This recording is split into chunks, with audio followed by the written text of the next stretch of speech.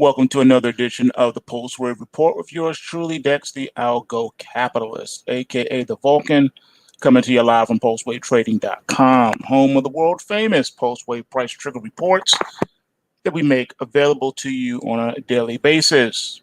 Ladies and gentlemen, if you are in the live chat, go ahead and smash that like button. Lets me know that you guys actually appreciate and enjoy and find it helpful for these reports. So if you want these reports to continue, I need to see some support.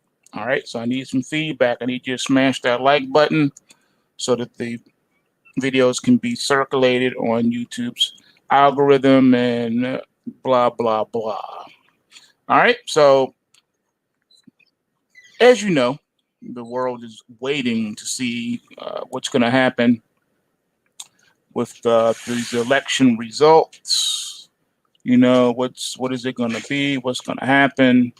Markets are mixed this morning, trying to digest all of this information. Just like I told you, Bitcoin did hit that 35,000 mark, which I told you months ago that was going to be the initial target. So much is going on, but markets are mixed, trying to determine where they should go, what they should do, how they should feel about whatever.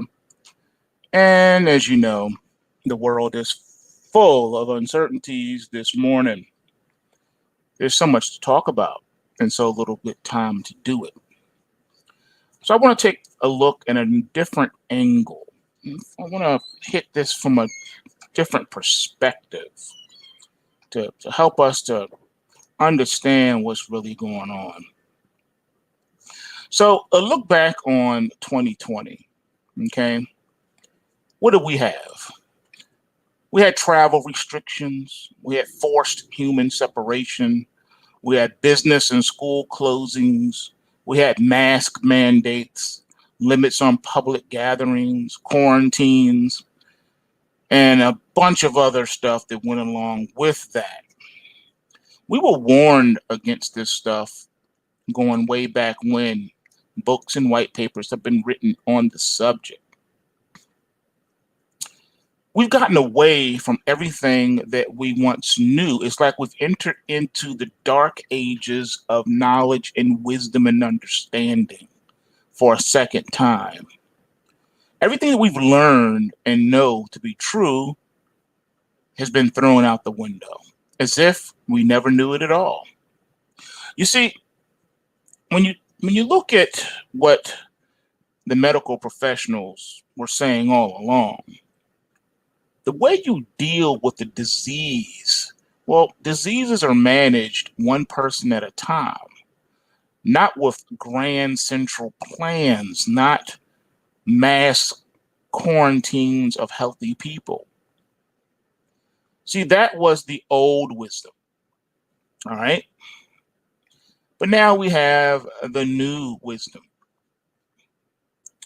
Now, I have to tell you, these lockdowns that we are seeing is causing unintended consequences. All right. The U.S. seems to now have two economies, an open economy and a closed economy.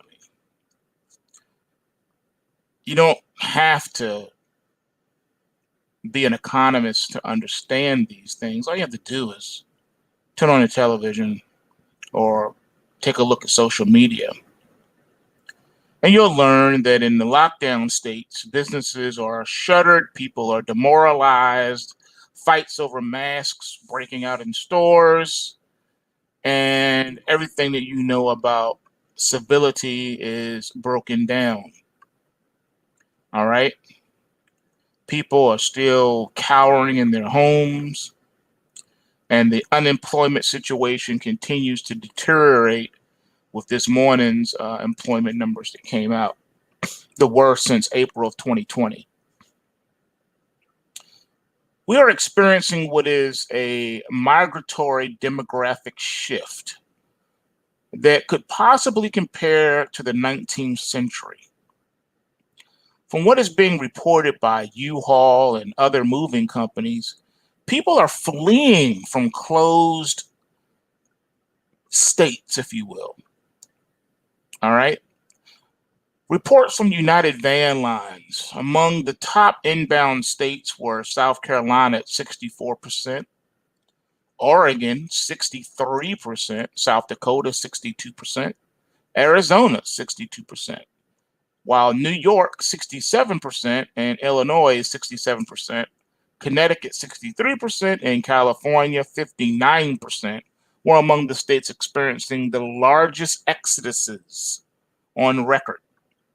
And this all happened since the summer of 2020, when it became unbearably obvious that we're not going to stop being tormented by our rulers, elected and non-elected alike.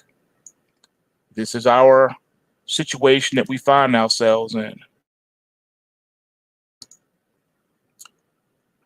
Now, normal life seems to have broken down completely. The government mails are running 2 to 3 weeks behind. So if you ordered something and they gave you a date to expect it by, you got to add 2 to 3 weeks on that. So basically almost a month past due date. Companies can't even close their books because the tempo of life has dragged to a crawl. Tech support takes many hours on hold. Accountability for failure to deliver on services seem to be evaporating. A lot of companies have raced to pretty much disengage with their consumer base, no longer standing by their refund policies, things of that nature. Healthcare is not functioning normally, with non-COVID patients hurled out too soon while positive tests land you in ICU, whether you need it or not. Think about that, whether you need it or not. Vaccine administration has been mostly chaotic because society is not functioning normally. Weddings and funerals are still out. We're being socialized to treat everyone, including ourselves, as nothing but pathogenic disease vectors. That is the new normal.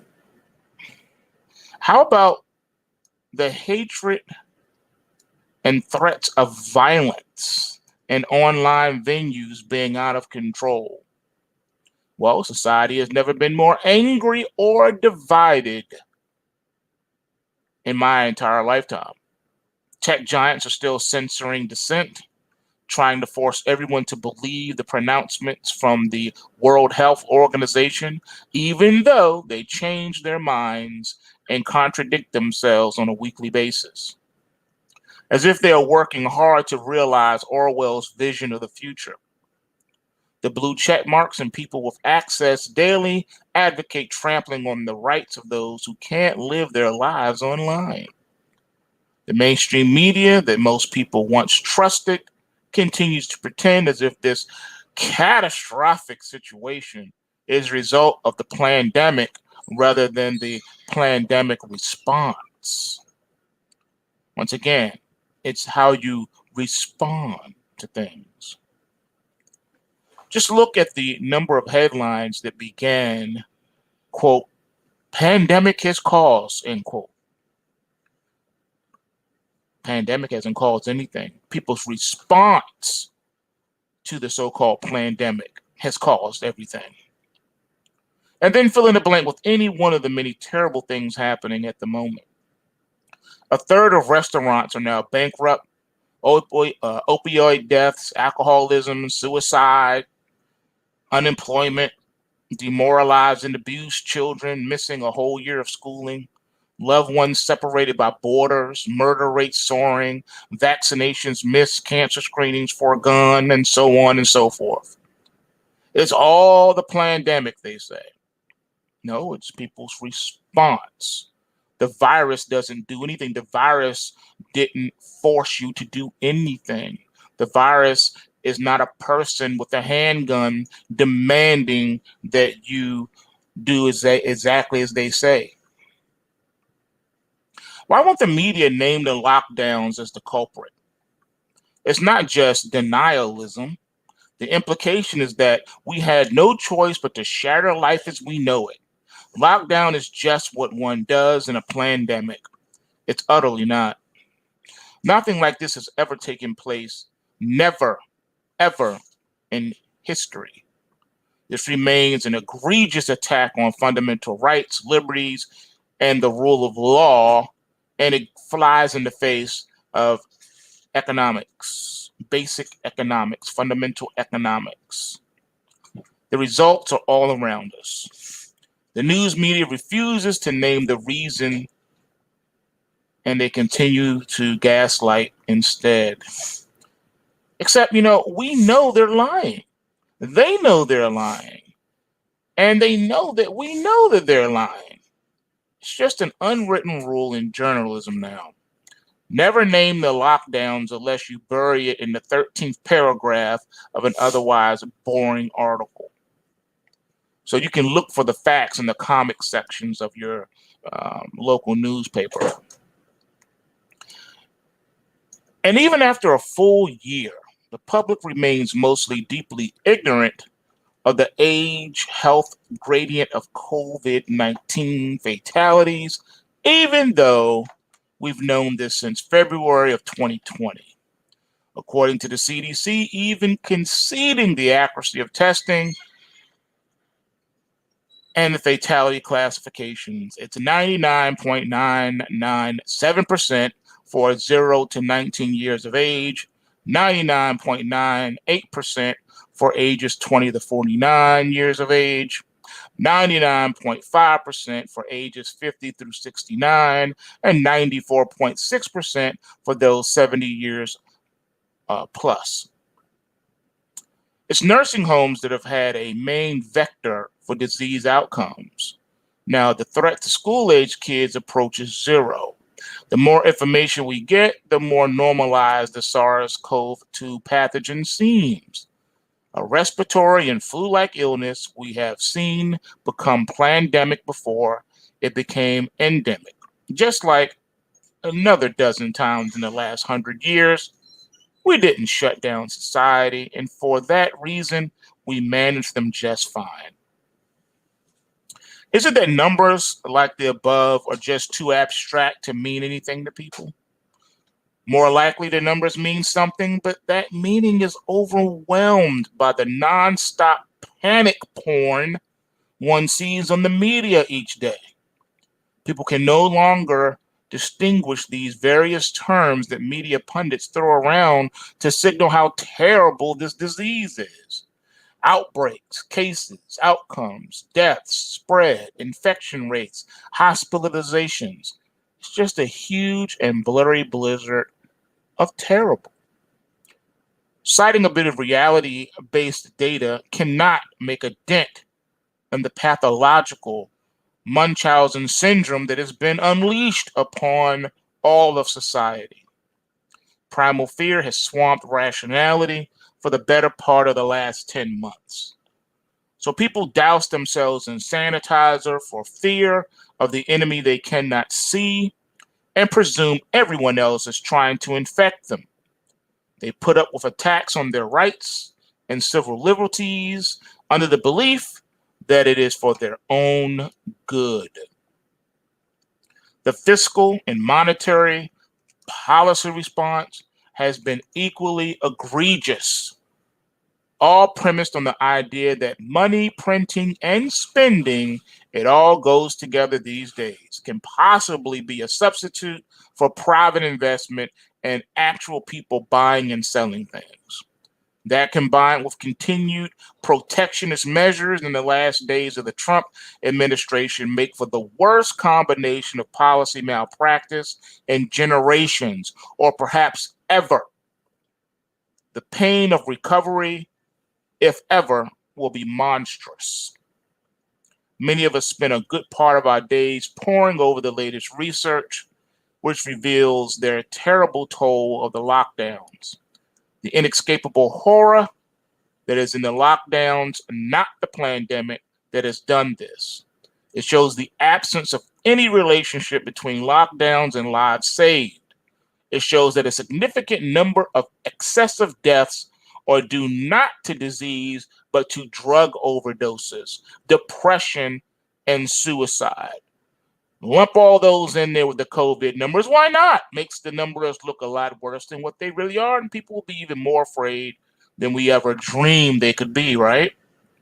Sounds like a great plan for the power elite.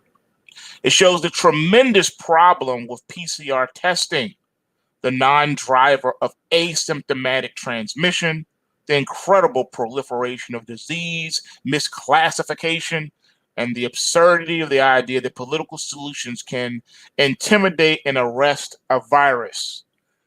What poppycock, what boondoggery. This is absolute nonsense. We do all this research every day and then turn on the TV to find the nation's top medical spokesman, a certain Dr. Fauci of fame and fortune, knows nothing and cares nothing for any of the research. He is a performance artist who just likes being on TV, being fawned over while he advocates the permanent overthrow of our civil rights and liberties. And yet, even his colleagues and others in the profession who know his long-running racket very well dare not call him out on it for fear of losing grant money, being ostracized within their institutions, and trolled on Twitter. He is a scary man with the power to make or break careers, so rather than take the risk, others just shake their heads and turn the channel. This is where we have found ourselves, ladies and gentlemen. These are very, very perilous times. Sheer cowardice explains most of the death of dissent. It's easy to forget how cravenly careerist people become when they are afraid. Most people would rather lie or be silent than risk facing disapproval of friends and colleagues. Cancel culture makes this even worse. Doctors who dare talk about natural immunities or the talisman of masks and distancing find themselves investigated by medical boards. Academics who speak out are accused of encouraging super spreaders, blasted by colleagues, including students. It's way beyond witch hunt at this point, and the witch hunt will continue, by the way. As a result, you can easily get the impression that everyone agrees with the desperate need to dismantle civilization as we know it. And you know what? Unfortunately, ladies and gentlemen, none of this is sustainable. Nope. When it was 14 days to flatten the curve, you knew exactly the future of investment and public confidence in government, lost revenue for small and medium-sized businesses, and other permanent shock that will come from the realization that government can and will do something this horrible. Have you forgotten about all the genocides that governments have done throughout the centuries? Another 2 weeks went, and we were still warning everybody, warning the world of the deadly consequences of this course of action. April 13th came, and AIER released the most strongly worded editorial then in print. We need complete liberation now.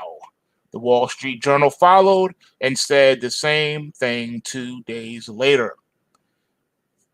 The prevailing theory of the virus was that you cannot stop it, but you can slow it down. Tall or short, the area of the curve is the same. Why prolong the pain? The talking point at that time was to preserve hospital capacity. But over time, the plausible idea mutated into a full suppressionist agenda. Slow the spread became stop the spread. It was a small step until the experts defaulted to a medieval view of disease. Run away. Actually, that's too flattering. It was a grade school view of cooties that became the new and thoroughly fake science. And that's exactly how they treated it. They panicked, and they made horrendous decisions. And I spoke on this before. Remember, in horror movies, people make terrible decisions. So then we arrived at the current moment in which professional virus fighters, having failed miserably to suppress the virus, have turned against the public, blaming those who do not comply with complete enthusiasm. Fauci says some version of this daily on TV. If everyone would just comply, we won't have to lock down anymore. Unless morale improves, the beatings will continue. After 2 weeks, there was still time to undo major parts of the damage from the lockdowns. After 10 months, not so much. There will be loss of life for many years to come, plus population-wide psychological, social, and economic damage. The catastrophe has not been averted. It is far worse than any of us could ever have imagined at this time last year. The world has shifted and drastically, and the pain and suffering are unspeakable. Our governments are the pathogens that have done this to us. They're aided and abetted by fake news, fake experts, fake intellectuals, fake science, and a fake view of reality. And it's all sad. At this late date, we've lost confidence in most of what we used to trust and think was normal. Despair is now taking over. Many of those who were willing to fight in the spring and summer have given up. Tired of writing, tired of protesting, tired of yelling. The attempt to demotivate the opposition is working. This is a huge error. What then is the path to the future? We can stay on the present catastrophic course, or we can reverse it. It can be reversed, but it's going to take a whole lot of doing, and it has to happen right now. The sooner governments wise up and stop hurting everyone like this, the sooner the healing can begin. It will take years or maybe even decades at this point, but the version of the rule of medicine from the ancient days pertains. First, stop doing harm. Remember your Hippocratic oath, do no harm. This is where we are, ladies and gentlemen. This is what the last 12 months has brought us. Here we go. This is what it is. Can you dig it? And all the above. And if that wasn't enough, did you know that a Portuguese nurse died suddenly after receiving COVID vaccine? The latest suspicious death to occur days, or in some cases even hours, after a patient received their first dose of a COVID-19 vaccine has surfaced in Portugal, when a pediatric surgery assistant in Porto, who was reportedly in perfect health when she received her first dose of the Pfizer vaccine, has died suddenly. Health authorities are investigating the death. Meanwhile, scientists from around the world continue to criticize the European Union for its comparatively sluggish vaccine rollout, which only began on an emergency basis a little more than a week ago. The patient was identified on Monday as Sonia Asvindo, 41 years old, a mother of two who worked as a surgical assistant at the Institute Portuguese de Oncologia, a cancer hospital in Porto. She was among the 538 healthcare workers at IPO who received their first dose of the Pfizer BioNTech vaccine last Wednesday. Now, Asvindo had dinner with her family on New Year's Eve, but was found dead in her bed the following morning. Okay? This is messed up. This is messed up.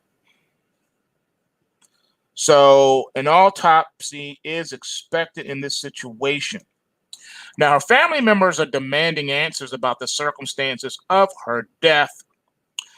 Quote, I want to know what caused my daughter's death, her father, Abilio, told the Portuguese tabloid Oreo de Mana. He described her as a well and happy person who never drank alcohol, didn't eat anything special or out of the ordinary. She was so proud to be among the first to receive the vaccine, she changed her Facebook profile picture to reflect that. quote, COVID-19 vaccinated. She wrote under a selfie with her face mask on. We don't know what happened. It all happened quickly and with no explanation, her daughter, Vanya Figueredo, told the paper. I didn't notice anything different in my mother. She was fine. She just said that the area where she had been vaccinated hurt, but that's normal, right? Portugal, which has a population of around 10 million, has so far reported more than 427,000 cases and over 7.1 thousand deaths due to COVID. While Germany is leading the EU in vaccinations, Portugal is lagging behind even Argentina, according to data provided by Bloomberg. What they don't tell you is that many among the first wave of individuals designated to receive the vaccine have been turning it down, including many healthcare workers like Asvindo. Ladies and gentlemen, this is a damning piece of news that you can bet will be buried. You will not hear this in the mainstream news, and if you do, they will find a way to spin it so that it does not have a profound impact. So there you have it, ladies and gentlemen. All right. It is what it is. All right. Just saying.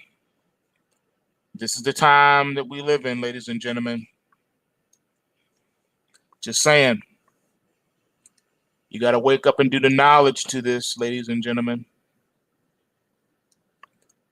It's not a game, and we need to discuss it. We need to talk about it. All right.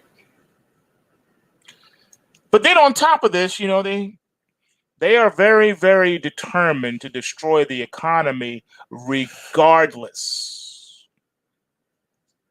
Back in the last century, a lot of people spent a career in the financial industry like I did in banking.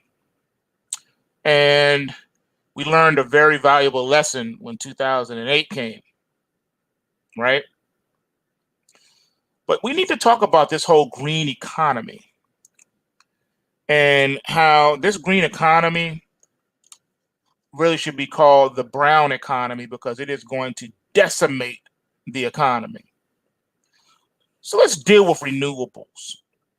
We really haven't got too in depth on this channel about renewables, but we're going to do it today. Okay?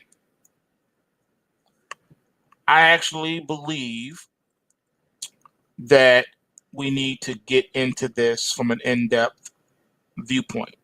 So here we go. Let's consider wind power first. Okay? We're all familiar with modern wind turbines. They have provided popular investments, and the spread are so tight, no one is particularly minded to regard them as high risk. Investors believe they're licensed to print money. The government tells us the UK is blessed by costless wind power. And in a few years' time, they'll be getting most of the energy for free from UK's abundant wind. It's a great and compelling message. Gotta admit it. All right? Come on, you know you desperately want to believe that wind is the solution because we are deep down all green, right? Wind power, lithium batteries, and solar farms in the Arctic Circle all make perfect sense. You can probably sense that something is not right, can't you? Because when everybody thinks one way, it's always the opposite way. If you believe in wind power, then don't, whatever you do, put all your money and all your eggs in this one basket. How about this? Did you know that there have been damaging reports on this subject? White papers even written.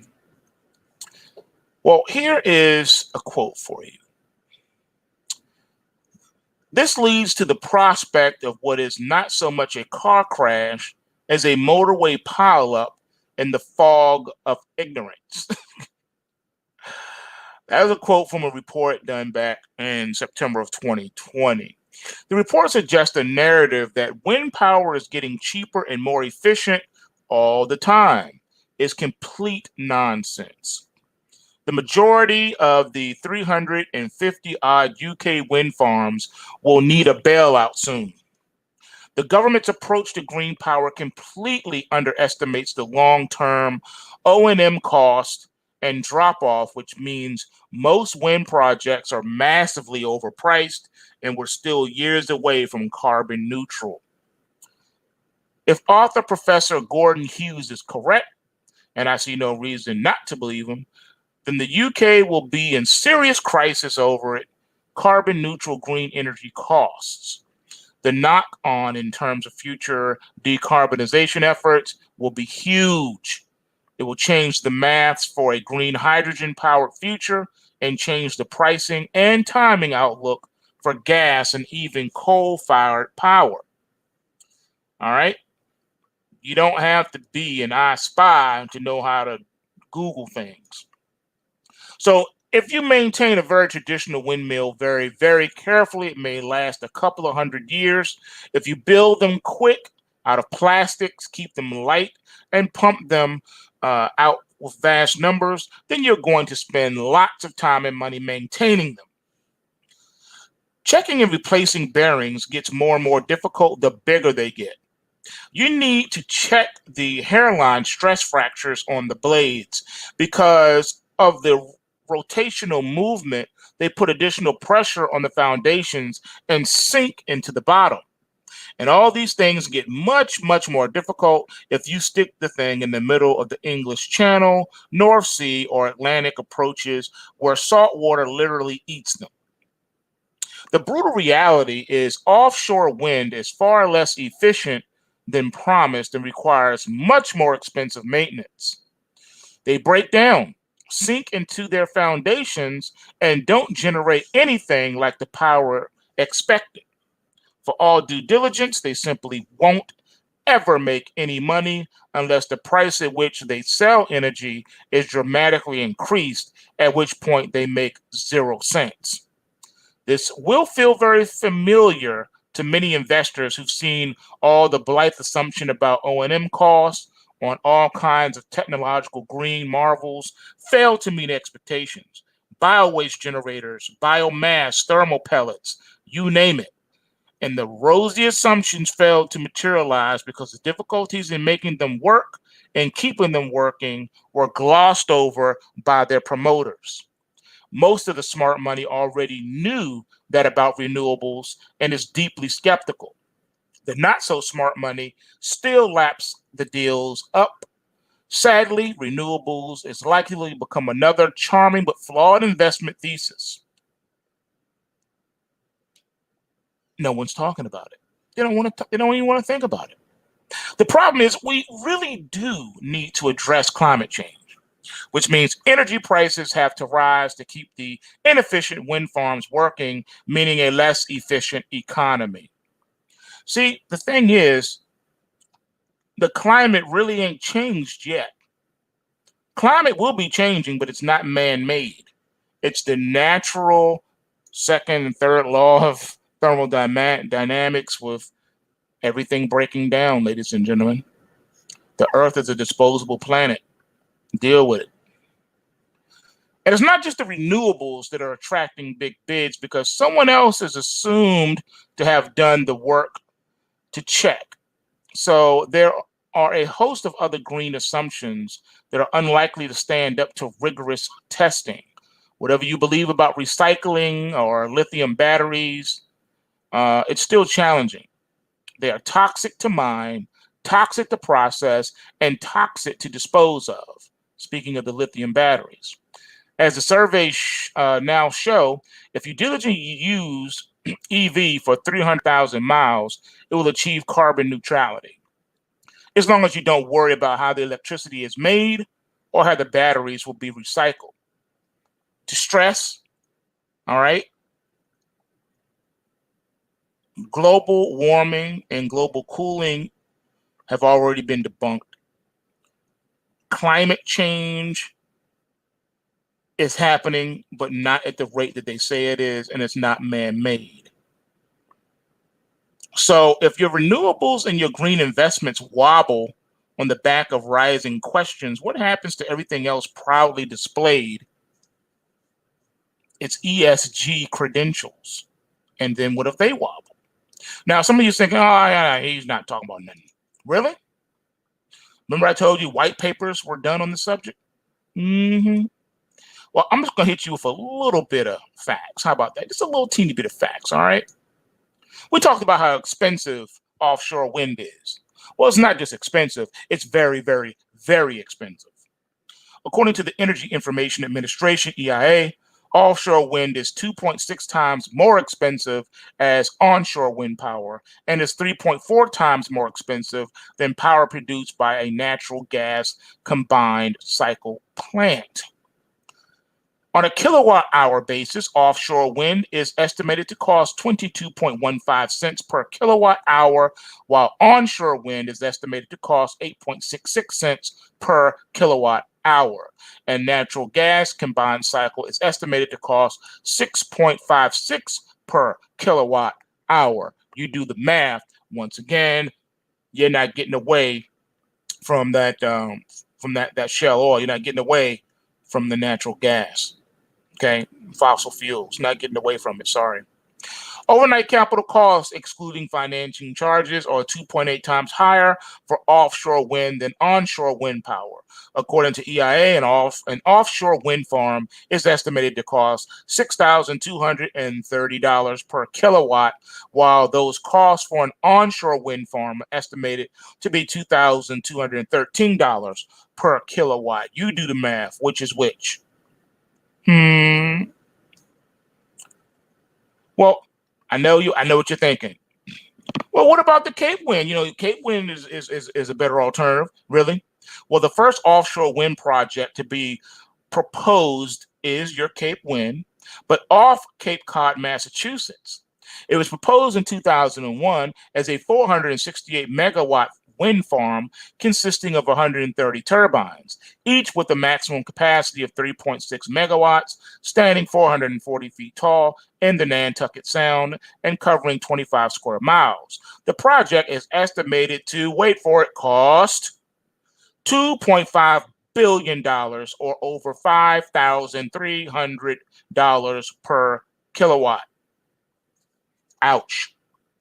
The original contract specifications with the National Grid, the state of Massachusetts, the largest electric utility, and Cape Wind, is that the cost would start at 18.7 cents per kilowatt hour and then increase annually by 3.5% in a 15-year deal, ending up more than 40% higher than EIA's estimate.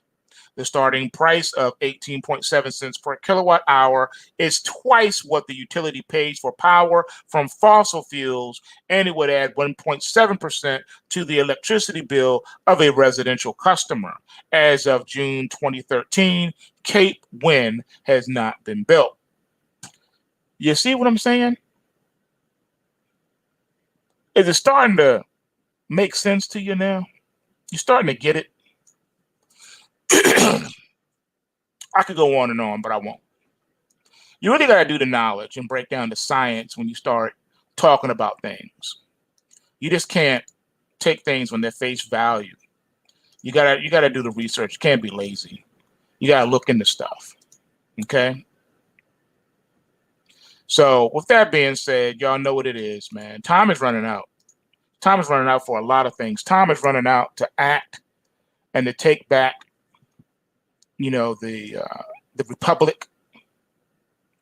All right, you got to take back the constitutional republic because it's getting too late for that too. It's getting too late for a lot of things. Another situation it's getting too late for is the deep discount at PulseWaveTrading.com. It's over tomorrow, ladies and gentlemen. It expires tomorrow. So if you have not signed up yet, I don't know what else to do for you. But please remember this. Bulls make money, bears make money, and pigs get slaughtered. So remember to take what you can and give nothing back. Hey, and what up? My brother Don is in the live chat. Yo, I sent you a text, man. I never got that link to get up into the into the brothers chat. So hook me up. I have a new number. Hopefully, you should have it. I think when I text you, you should have it. Anyway, I'm out, guys. See you later. Peace.